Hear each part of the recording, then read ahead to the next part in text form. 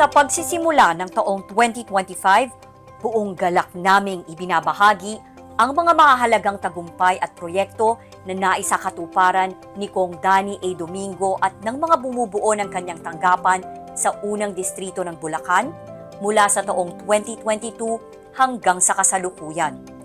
Naging matagumpay ang mga ito dahil sa matibay na ugnayan ni Kong Dad sa mga kapwa mambabatas, pamahalaang nasyonal, lokal na pamahalaan, mga ahensya, organisasyon, mamamayan at iba't ibang sektor ng lipunan. Dahil dito, buong pusong nagpapasalamat si Kong Dad sa bawat isa sa inyo na naging katuwang sa pagsasakatuparan ng mga sumusunod. Nakapagsumite sa House of Representatives ng 85 principally authored bills and resolutions at 86 na co-authored bills.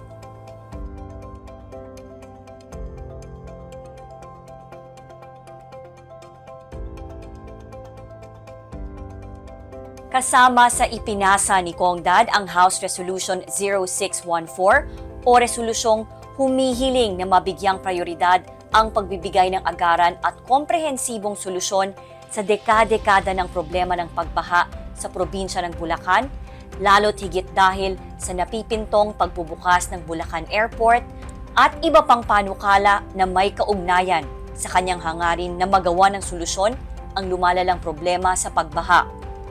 Naging bahagi din si Kong Dad sa pagbalangkas ng House Bill 6559 o an act establishing a comprehensive and integrated flood prevention, control, defense, and management system for the province of Bulacan and appropriating funds therefore.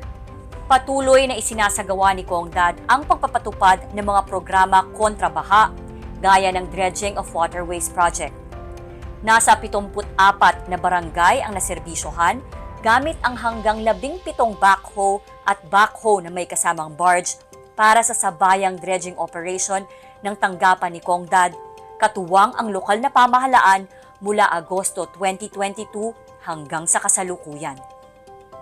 Bukod dito, nakadeploy pa rin sa Barangay Santa Elena, Hagonoy ang Water Master 5 Class Suction Dredger at sa Barangay Santa Cruz, Pombong naman ang Cutter Suction Dredger ng Department of Public Works and Highways o DPWH bilang tugon ng ahensya sa kahilingan ni Kong Dad na tulungan ang distrito sa pagsasagawa ng regular na dredging. Natapos naman ang San Miguel Corporation sa kanilang dredging sa Pamarawan River, Calero River at iba pang kailugan sa Bulacan. Bilang tugon ito sa kahilingan ni Kong Dad at ng iba pang kinatawan ng lalawigan sa kumpanya na gumawa rin ng hakbang upang makatulong na masolusyonan ang pagbaha habang kanilang itinatayo ang airport sa Bulacan. Tumulong si Kong Dad na maisakatuparan ang pagpapagawa o rehabilitasyon ng Materials Recovery Facilities o MRF dahil siya ay naniniwala na mahalaga ang recycling at maayos na pangangasiwa ng basura upang mabawasan ang pagbaha. Kabilang sa mga barangay na natulungan sa kanilang MRF ang Barangay San Pedro, San Isidro at Tampok sa bayan ng Hagonoy at Barangay Balayong, Bangkal, Katmon, Mohon at Santo Rosario sa City of Malolos. Upang makatulong sa mas mahusay na pangangasiwa ng koleksyon ng basura sa distrito, nagkaloob ang tanggapan ni Kong Dad ng pondong pandagdag sa pambili ng truck ng basura ng mga sangguniang barangay. Nagpatupad si Kong Dad ng drainage cleanup at inilunsad ang programang Operation Linis Kapaligiran upang pagbaha ay maiwasan. Hinikayat niya rin ang mga mamamayan at mga benepisyaryo ng programang Tulong Panghanap Buhay sa ating disadvantaged o displaced workers o TUPAD ng Department of Labor and Employment o DOLE na aktibong makibahagi sa paglilinis ng mga kanal, drainage at kapaligiran sa kanilang barangay. Inilunsad ni Kong Dad ang programang Pamamahagi ng mga punong namumunga upang isulong ang pangangalaga sa kalikasan, luntiang kapaligiran at paglaban sa pagbaha. Hinikayat ni Kong Dad ang mga tumanggap na itanim ang mga ito sa kanilang bakuran, bakanteng lote at iba pang angkop na lugar at alagaan ang mga ito upang masiguro ang paglaki at paglago. Bunga ng mga paglapit at pakikipag-ugnayan ni Kongdad sa DPWH, naisagawa ang konstruksyon, rehabilitasyon at pagpapabuti ng mga drainages at pagpapatatag ng mga river walls at dike sa unang distrito. Napondohan din noong 2024 ang 10 paunang floodgates at pumping stations. Ngayong 2025, madadagdagan pa ang bilang ng pumping stations na itatayo sa unang distrito. Humiling din si Kongdad ng pondo para sa pagpapatayo ng 3 water impounding dams sa bayan ng Kalumpit mula sa National Irrigation Administration at DPWH sa pamamagitan ng DPWH NIA Convergence Program. May iba pang mga proyektong kapaki-pakinabang sa komunidad ang nagawa sa pamamagitan ng patuloy na pakikipag-ugnayan ni Kongdad sa DPWH. Kabilang dito ang pagpapagawa at pagpapalapad ng mga kalsada na pinaglaanan ng pondo ni Kongdad. Noon pa man, bilang dating alkalde ng Malolos, batid na ni Kongdad ang pangangailangan sa pagpapalapad ng Bigaa Plaridel patungong Bulacan at Malolos Road. Dahil dito, inayos niya ang alokasyon ng pondo para sa pagsasakatuparan ng proyekto na sinimulan na noong 2023. Sa pagsisikap rin ni Kongdad, naumpisahan na noong 2024 ang rehabilitasyon ng Ople Road at pagpapalapad ng Malolos Paumbong Kalumpit Hagonoy Road. Nakahanay na rin ang Jaime Romero Road at ang Paumbong Diversion Road. Ang mga ito ay magkokonekta sa Sumapang Bata sa lungsod ng Malolos at bayan ng Paumbong sa MacArthur Highway. Binigyang prioridad din ni Kongdad ang pagtatayo ng iba pang proyektong infrastruktura sa iba't ibang lugar sa distrito gaya ng Farm to Market Road, multipurpose building at solar-powered water system. Nakakasa na rin ang pagtatayo ng 5-story Bulacan State University Hospital sa Barangay Mohon, City of Malolos, na may inisyal na pondong 200 milyon mula kay Philippine Amusement and Gaming Corporation Chairman Alejandro Altenco at Pangulong Ferdinand Bongbong Marcos Jr. at 70 milyon na karagdagang pondo para sa 2025 sa pamamagitan ni Kongdad. Bukod sa mga proyektong infrastruktura ng DPWH, gumawa rin ng paraan si Kongdad na mapondohan o kaya ay matulungan ang mga barangay sa kanilang pangailangan sa small infrastructure projects gaya ng pathways at tulay na daanan ng tao. Agad din na tumugon si Kongdad sa mga barangay, eskwelahan, mga magkakapitbahay at iba pang bahagi ng komunidad na nangangailangan ng lupang panambak, graba, buhangin at iba pang materyales para sa pagtataas ng kanilang lugar o pagpapatayo ng mga small infrastructures. Tuloy-tuloy din ang tanggapan ni Kongdad sa pagbibigay ng tulong sa mga kadistritong may kapansanan at karamdaman sa pamamagitan ng iba't ibang tulong medikal gaya ng Sagip sa Mata Program, katuwang ang St. Thomas Eye Care Center, Libreng Prosthetic Leg Project, katuwang ang Kapampangan Development Foundation Incorporated, at Medical Assistance to Indigent and Financially Incapacitated Patients Program ng Department of Health. Naglaan din si Kongdad ng dedikadong staff at patient transport vehicles upang matulungan ang mga pasyente. Nagbigay din ang kanyang tanggapan ng pinansyal na tulong, gamot at bitamina at mga kagamitan tulad ng wheelchair, nebulizer at oxygen tank sa mga nangangailangang barangay o individual.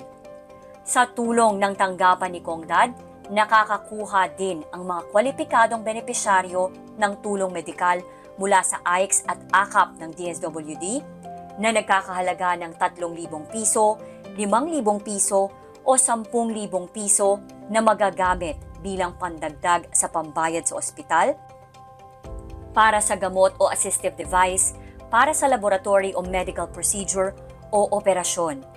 Naglalaan din ng panahon ang tanggapan ni Kongdad upang bisitahin, kamustahin at hatiran ng food pack at tulong pinansyal ang mga senior citizens, bedridden o may karamdaman.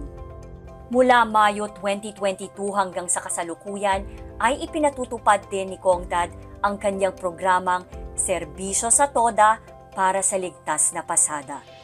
Kabilang sa mga naipagkaloob ng programa sa mga tricycle driver sa distrito, ang libreng langis, interior, spark plug at gas filter.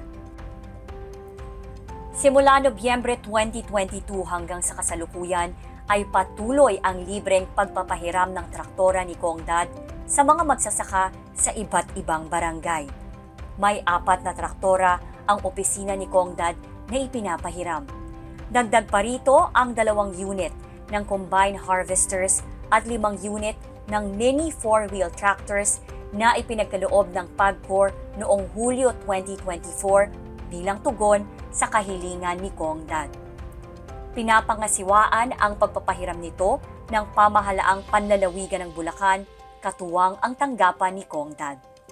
Palaging tinitiyak ni Kongdad na maibaba sa mga nangangailangan ang mga tulong ng mga ahensya ng pamahalaan, kabilang ang tulong panghanap buhay sa ating disadvantaged o displaced workers o TUPAD, at Integrated Livelihood Program o kabuhayan ng Department of Labor and Employment.